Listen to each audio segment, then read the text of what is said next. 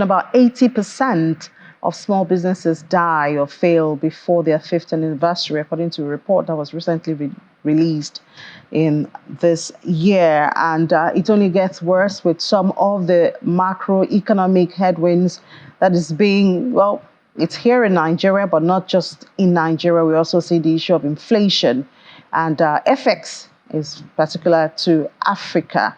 These are some of the challenges that have been hitting small businesses. How can you find your way out of it? Dr. Jane Omere is the Group Managing Director and Chief Executive Officer of P1 Group, Property World Africa Network, and she joins us to give us some tips. Good to have you, Dr. Omere, and good morning. Yeah, good morning. Good to be here too. So obviously you'll be talking to us from your experience of running a business in Nigeria and growing it even to a group of companies, even though it's a property business, but you also have some experience in wealth creation. So share with us, in a time like this, in a country like Nigeria, where you have the price of fuel, on the verge of always going up, and even electricity. Recently, I know the meters, 40% increase in the price of prepaid meters also raised some eyebrows. But, how can a business survive in the midst of all of this macroeconomic headwinds? Okay, good morning once more. Good morning, everybody. I'm already introduced, but I'll still go ahead to introduce myself. My name is Jane Obioma Onwumere. I'm the Group Managing Director of P1 Group. P1 is a small business that started about 11 years ago. And I want to say that in spite of the challenges in Nigeria, we have been able to grow it into a big business that is equally housing a whole lot of other small businesses. I want to say that the first thing to consider in starting and growing a business here in Nigeria is to really make up your mind to do so. First of all, start by making up your mind to grow a business. The economic situation in the country may be a little bit harsh. I say a little bit harsh anyway, not so harsh. It may be a little bit harsh. But at the same time, it provides a lot of opportunities for growth. Because of those same hard situations, it means that a lot of solutions are needed. It's just for you to identify the particular area you want to focus on and focus on it. So I will still say again, make up your mind, make a decision to provide solution, make a decision to grow, to start and grow a business and just go at it. Of course, even with all the challenges in the country, a lot of people right here in this country have been able to grow real big businesses. And I think that many more can do so. Now, talking about small businesses in Nigeria, small and medium businesses in Nigeria, I would say they face quite a few challenges, but I think that those challenges can also be surmountable if they look deep to find solutions. For instance, one of the challenges I identify is getting capital for your business.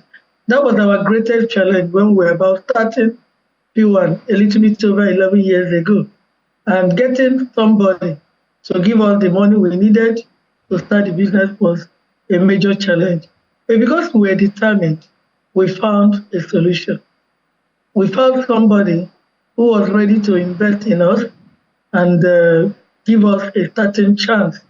And right now, I want to say that there's so many people that are still ready to give people a starting chance. The problem I see there is the person starting the business. Is the person ready to really make it work? Is the person ready to make it grow? Is the person ready to pay the prices of growing a small business into a big business? So even though capital is a challenge, I believe that can be surmounted. Even in our own company, P1 Group, we fund a whole lot of small businesses. I have a foundation that I've been using to support people who are really serious and interested in starting businesses. So I want to say that even though the problem of capital is there, it can be surmounted. There are so many organizations and individuals who are ready to support people that want to start businesses in Nigeria.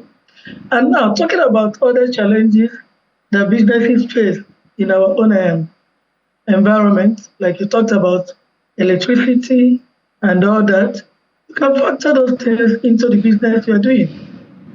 You can factor those things, those needed things into the business you're doing, and make sure that you have capital set aside for those things.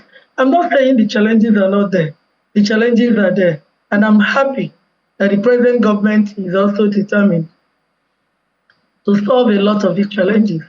They've been talking about it, and I'm sure they're going to provide solutions that will help people start and grow their business. Of course, another thing I'm going to talk about is having the right team. A right team is very, very important in starting and growing a small business into a big business. If you have the wrong people on board, you're not going anywhere. So it's important that the right people are brought into the business from the beginning. It is not after. Even from the beginning, you can start with the people you can find, the people you can afford, but you must make sure that you provide the right training for them. In our own organization, for instance, P1 Group, we do that a lot. We have been able to provide income opportunities for multiply thousands of people. And one of the things we do all the time is training. We keep training, we keep retraining. Recently, we just finished a full 1 week of training for our people and also the people that work with us. Yeah, We have in the midst of this Japa syndrome still on in the country, a lot of employers at this time are actually scared of training, investing so much in personnel that you're not sure you can retain. But you're not going to say because when you finish training, then they will jump, but you will stop training. If you stop training, then you'll be doing your business a lot of wrong. That's not going to be good for the business. The thing is to try to find a balance. You must train people. You must continue training people. If some japa, bring in more and train. And then again, is that when you grow your business reasonably, when you grow the business reasonably and you're able to pay staff more, provide better welfare for staff, and show them the future. Show them the future of the business. Show them where you are going. Many will stay. In spite of the Japan syndrome we're talking about, we've had, I think, only one person in our group has had reasons to relocate. All right, And that's Doctor. because the wife wanted to relocate. All right, Dr. All our Omer. people Omer, here. I have to ask you: is this a good time to go into business in Nigeria? If your answer is yes, what areas of business do you think one can, delve into at this time in Nigeria? I think one would need research to really make a decision on the area to go into. You must discover what people need and provide solutions to those needs. It is not just what you want. For instance, in our own case, about 11, 12 years ago, we were homeless. My husband and I spotted in 13 different places in 2.5 years. So housing, having a home over our head was a major problem. It was a major issue. And that was the area we decided to delve into. We started the first real estate network marketing company in the whole world. And why did we choose network marketing? It is a model that addresses people's needs. It is something that provides opportunity for people to really thrive. So we introduced network marketing into real estate. And today there are over 300,000 people in real estate. We practically revolutionized the industry. So many people are going into real estate today using that same model. So what I will say is discover needs. Discover need. Discover areas of need in your environment, in your state, in your country, and provide solutions. All right. Nice way to stop it, Dr. Jane Umuere, the Group Managing Director and Chief Executive Officer of P1. Thank you for those tips this morning, and I do hope it is useful to a couple of people watching the program.